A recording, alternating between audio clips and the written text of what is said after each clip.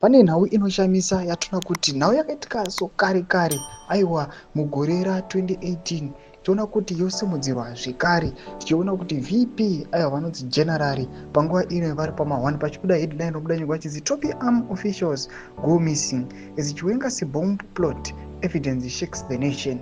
Ndo mashoko atona kuti panguva inoi general vari panguva yakaoma zvamuziva kuti aiwa pane nhau yesuccession aiwa yambukuziva kuti ndo nhau iri kukonzeresa all the rifts dziri kuitika mu the ruling party nemastructures. Panguva inoi VP tona kuti vokandirwa kunakulwa nyoka mhenyu chaicho. Sandapinda mashoko amuda nyika pana munhu wasubscribe like on the bell icon.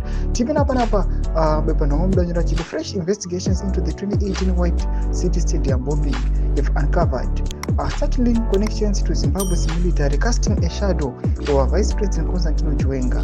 The attack, which came close to killing President Emmerson Mnangagwa, claimed 2 lives and included several top officials, including Vice President Mohadi and Defense Minister Muchinguri.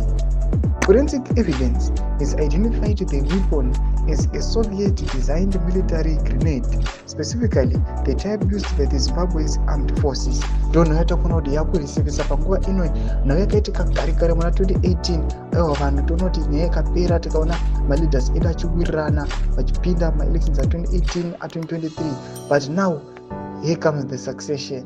Now yakunzi yakusevesa yakusimuka zvekare panapa tona kuti aiwa general vokandirwa nyaya vachinzi aiwa vanenge ndivo vaiva the co-planner vaiva involved aiwa muthis bombing pachionekwa kunzi pane mamwe aiwa matop army officials ari kushota ari kuwenda missing vasiri kuzivikanwa kuti vari kupi pamusoro penhau iyi zvinzi aiwa general ndo vakacrafta this bomb attack.